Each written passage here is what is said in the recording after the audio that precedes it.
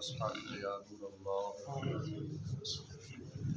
فرمان مصطفیٰ صلی اللہ علیہ وآلہ وسلم جس کے پاس میرا ذکر ہوا اور اسے مجھ پر درود پاک نہ پڑا تحقیق وہ بدبخت ہو گیا۔ صلو علی الحبیب صلی اللہ تعالی علی محمد صلی اللہ علیہ وسلم۔ حضرت سیدنا عبادہ بن صامت رضی اللہ عنہ سے روایت ہے، سرکار دو عالم نور مجسم صلی اللہ علیہ وسلم کا فرمان عالی شان ہے، جو شخص اچھی طرح وضو کرے پھر نماز کے لیے کھڑا ہو، اس کے رکوع سجود قرات کو مکمل کرے تو نماز کہتی ہے کہ اللہ پاک تیری حفاظت فرمائے جس طرح تو نے میری حفاظت فرمائی۔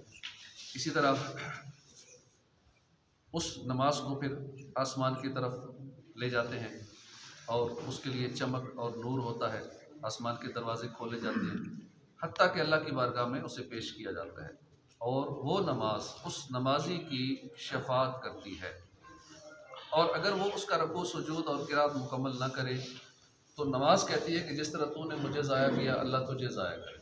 اللہ پھر اس نماز کو آسمان کی طرف اس طرح لے جایا جاتا ہے کہ اس پر تاریکی چھائی ہوتی ہے، آسمان کے دروازے بند کر دیے جاتے ہیں، پھر اس کو پرانے کپڑے کی طرح لپیٹ کر نمازی کے منہ پہ مار دی جاتی ہے۔ سیدنا امام بخاری رحمۃ اللہ علیہ روایت کرتے ہیں، سیدنا حذیفہ بن یمان رضی اللہ عنہ نے ایک شخص کو دیکھا جو نماز پڑھتے ہوئے رکوع سجود پورے ادا نہیں کر رہا تھا۔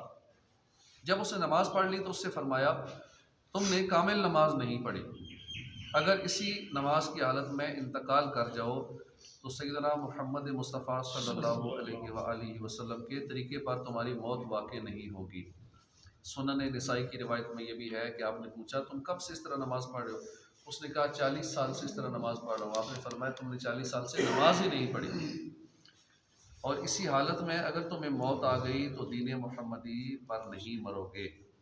سیدنا ابو قتادہ سے روایت ہے، سرکار مدینہ صلی اللہ علیہ وسلم کا فرمان ہے لوگوں میں بدترین چور وہ ہے جو اپنی نماز میں چوری کرے۔ عرض کی گئی یا رسول اللہ نماز میں چوری کیسے ہوتی ہے؟ فرمایا اس کے رکوع سجدے پورے نہ کرنا نماز کی چوری ہے۔